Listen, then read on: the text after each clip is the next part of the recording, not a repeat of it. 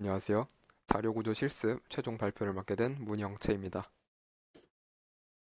발표 일단 첫 번째로는 프로젝트 주제 그리고 그 주제를 선정하게 된 배경, 그리고 두 번째로는 실습 시간에 배운 것을 활용한 내용, 그리고 세 번째로는 프로젝트 개발 및 실행 환경, 네 번째는 프로젝트의 구현 방식, 다섯 번째로 프로젝트에서 개인별로 주요 작업 내용, 그리고 여섯 번째로는 프로젝트의 기터브 저장소와 시연 영상, 이렇게 순서대로 발표를 진행하도록 하겠습니다.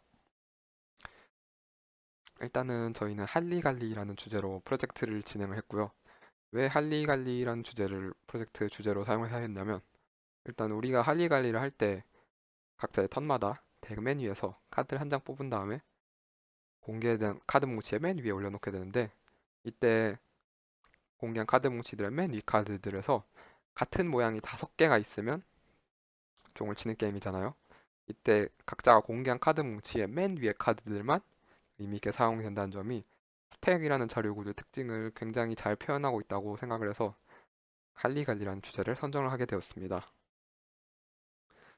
아까 앞에서 언급했듯이 저희는 실습 시간에 배웠던 스택이라는 자료 구조를 활용해서 프로젝트를 진행을 했습니다. 각 플레이어의 덱과 그리고 각 플레이어들이 공개한 카드들의 뭉치를 스택을 사용해서 구현을 하였고요. 이 게임이 진행되는 데에서 필요한 여러 가지 기능들은 스택의 메소드인 탑, 파, 푸시, MT 등의 메소드를 사용을 해서 구현을 하였습니다. 프로젝트는 일단은 C++를 이용해서 개발이 되었고요. 리눅스 우분투 환경에서 개발을 하였습니다. 그리고 리눅스 우분투 환경에서 실행이 원활히 실행되도록 구현을 하였습니다. 일단 프로젝트의 구현 방식은 일단은 프로젝트를 컴파일을 해서 실행을 하면 메인 메뉴.cpp에 있는 메인 함수에서 시작이 되게 됩니다. 여기는 게임의 시작 화면이고요. 옆에 사진에 있듯이 S 버튼을 누르면 게임이 시작이 되게 되고 Q 버튼을 누르면 게임이 종료돼서 프로그램이 종료되게 됩니다. S 버튼을 누르면 game.cpp에 있는 게임 함수로 넘어가게 되는데요. 참고로 게임은 2인용으로 제작이 되었습니다. 게임 함수가 시작이 돼서 게임이 본격적으로 시작이 되면 일단은 각자 플레이어가 사용할 카드들을 랜덤으로 분배를 하게 됩니다. 56장의 카드들을 각 플레이어에게 28장씩 분배를 해주게 되는데, 이 과정에서 game.cpp의 카드 디스펜스라는 함수를 사용해서 카드를 분배를 해주게 됩니다. 이제 각 플레이어들은 자신의 턴에 카드를 공개를 하거나 아니면 이 공개된 카드 뭉치들에서 같은 모양이 다섯 개가 있다고 판단이 되었을 때 종칠 버튼을 눌러서 종을 칠 수가 있습니다. 일단 카드를 오픈할 경우에는 덱 메뉴에서 카드를 한 장 뽑아서 앞에 공개한 카드 뭉치의 메뉴에다가 올려놓게 됩니다. 이 과정은 player.cpp에 있는 오픈이라는 함수를 통해서 진행이 되는데요. 또 카드를 오픈하는 것 외에도 종을 칠 수 있다고 했는데요. 공개한 카드 뭉치 두 개 맨 위에 카드에서 같은 모양이 다섯 개 존재할 경우에 종을 칠 경우 그 종을 알맞게 친 플레이어가 승리한 것으로 판정이 돼서 지금까지 공개한 카드 뭉치들을 전부 자신의 덱으로 회수를 하게 됩니다. 일단 종을 쳤을 때 이 공개된 카드 뭉치들에서 같은 모양이 다섯 개 존재하는지를 판별을 해야겠죠. 이 과정은 isSum5라는 함수에서 진행이 되게 됩니다.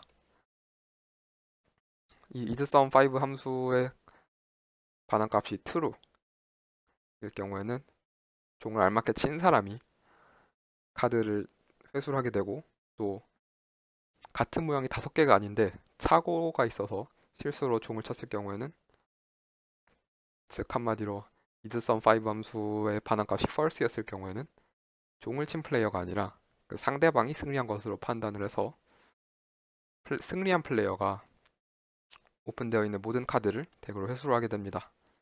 이 카드를 회수하는 과정은 game.cpp에 있는 collect 카드라는 함수에서 진행이 되는데요.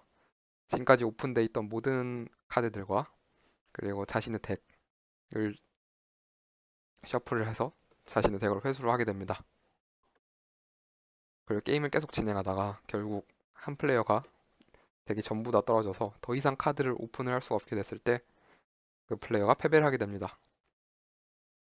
플레이어 하나가 패배가 됐을 경우 이렇게 사진처럼 승리한 플레이어가 누구인지 이렇게 특별한 화면으로 게임의 결과를 표시를 해주게 되고요. 이 게임의 결과 표시는 UI.cpp에 있는 위너프린트라는 함수를 통해서 표시를 해주게 됩니다. 그리고 여기서 아무 키나 눌러서 다시 게임 시작 화면으로 돌아갈 수 있습니다. 바로 이 시작 화면이죠. 게임이 끝나고 다시 이 시작 화면으로 돌아와서 게임을 다시 한 번 더 해보고 싶다 하면 S키를 눌러서 게임을 재시작할 수 있고, 아니면 이제 그만 종료해야겠다 하면 Q 버튼을 눌러서 게임을 종료할 수 있습니다. 프로젝트에서 개인별로 주요 작업한 내용은 일단 첫 번째로 문형체, 저는요 게임의 알고리즘 부분을 구현을 했고, 또 전체적으로 다른 팀원분들이 짜신 코드들을 최적화 이런 부분을 맡았습니다. 예를 들어서 카드.cpp나 플레이어.cpp에서 카드 클래스나 플레이어 클래스 부분을 구현을 하였고요.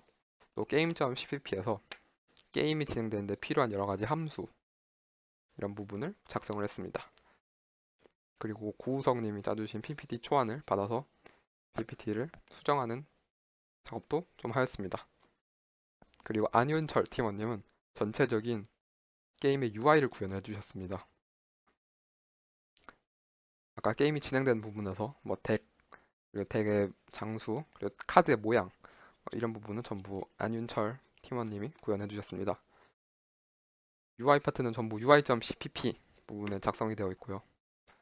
그리고 고우석 팀원님은 게임 시작 화면과 종료 화면 이 부분의 UI를 구현해 주셨습니다.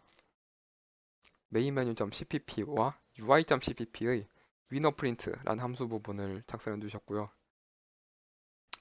메인 화면 디자인이나 그리고 또 S나 Q 버튼을 눌러서 게임을 시작하고 종료하는 부분의 로직은 고우성님이 작성해 주셨고, 또 PPT의 초안을 작성해 주셨습니다. 그리고 김찬서 팀원님은 저랑 같이 게임의 알고리즘 부분을 구현을 해주셨습니다.